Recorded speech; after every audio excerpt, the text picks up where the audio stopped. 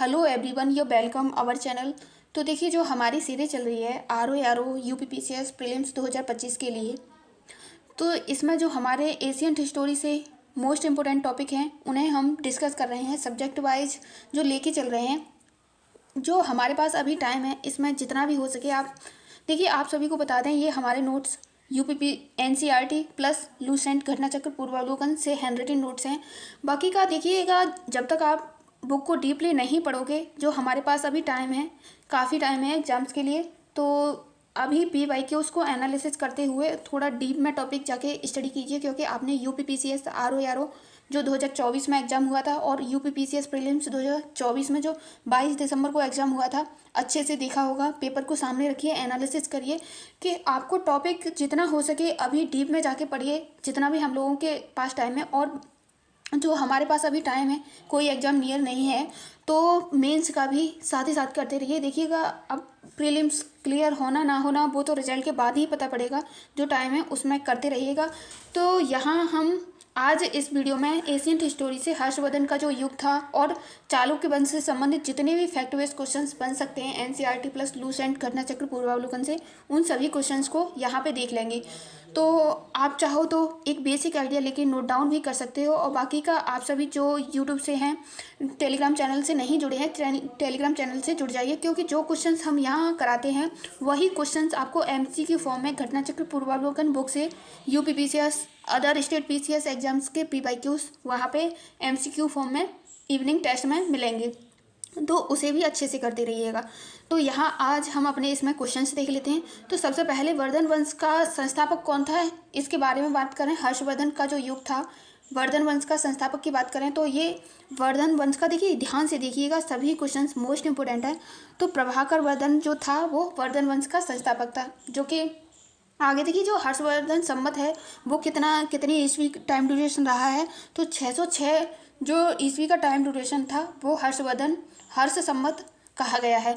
और जो वर्धन वंश से, हर्षवर्धन के युग से हर्षवर्धन के समय में जो ऊपर साहित्यिक स्रोत थे वो कौन कौन से थे उन्हें भी देख लेते हैं। तो देखिए, जो बाणभट्ट ने किन किन ग्रंथों की रचना की थी, किन किन की रचना की थी, उसके बारे में देखते हैं। तो हर्षचरित की रचना किसने की थी? बाणभट्ट। और कादम्बरी के बारे में बात करिए, देखिए मोस्ट इंपोर्टेंट है। अगर आपने कल टेस्ट दिया होगा तो यहाँ से काफ़ी क्वेश्चंस थे वहाँ भी गुप्त काल से। तो यहाँ देखिए, पार्वती परिणय ये भी बाणभट्ट ने ही लिखा था। और यहाँ वेनसोंग के बारे में बात करें तो ये हर्षवर्धन के समय में भारत आया। और इसका टाइम ड्यूरेशन की बात कर लें तो ये जो 630 से 644 ईसा पूर्व का जो टाइम ड्यूरेशन रहा है। और वेनसोंग ने सियूकी की रचना की थी। और बात करें वेनसोंग कहाँ का निवासी था, तो ये चीन का निवासी था। और बाकी का वेनसोंग ने की जीवनी की कौन सी थी, तो ये हुईली वेनसोंग की जीवनी थी। अब यहाँ हर्षवर्धन ने 3 नाटक लिखे थे, वो कौन कौन से थे उन्हें देख लेते हैं। तो जो हर्षवर्धन ने नाटक लिखे थे वो थे रत्नावली, प्रियदर्शिका, नागानंद।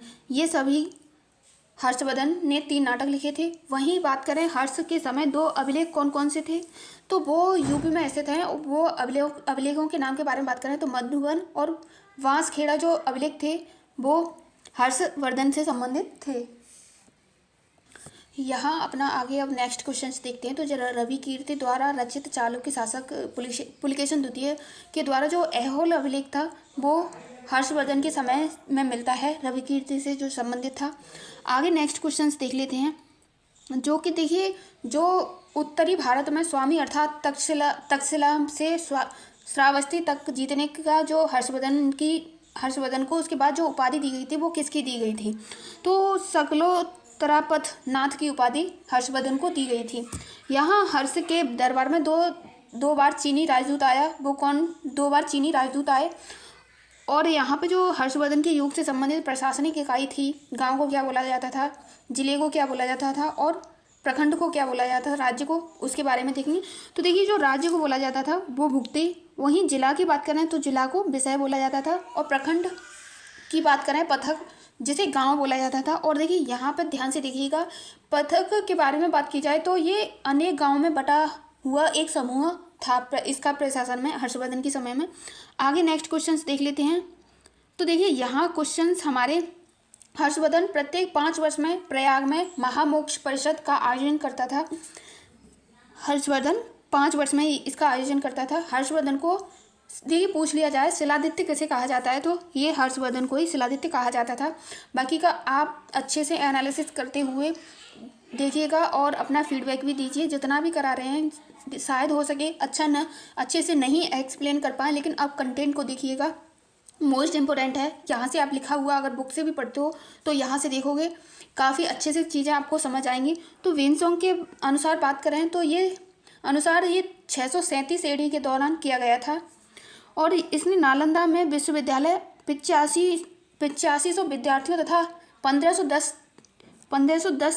शिक्षक थे नालंदा विश्वविद्यालय में। इसका भी वर्णन जो वेनसोंग ने दौरा किया था उसमें किया है। वेनसोंग ने 6 वर्ष तक आचार्य शीलभद्र से शिक्षा प्राप्त की थी। पूछ लिया जाए कि वेनसोंग के गुरु कौन थे, आचार्य कौन थे जिससे उसने शिक्षा प्राप्त की, तो ये शीलभद्र से की थी। और पुस्तकालय की बात करें तो ये यहाँ 9 मंजिला पुस्तकालय भी था नालंदा विश्वविद्यालय में। आगे नेक्स्ट क्वेश्चन देख लेते हैं। तो देखिए यहाँ बात की जाए यात्रियों का राजकुमार किसे कहा जाता है, तो ये भी वेनसोंग को ही कहा जाता है। वेनसोंग के समय में चीन में तांग शासक का कब्जा था। वेनसोंग के समय में जो चीन का शासक था वो कौन था, तांग शासक था वहाँ का। और मथुरा के बारे में बात की जाए तो मथुरा सूती वस्त्र के लिए प्रसिद्ध था। वेनसोंग के अनुसार वाराणसी रेशम के लिए प्रसिद्ध था।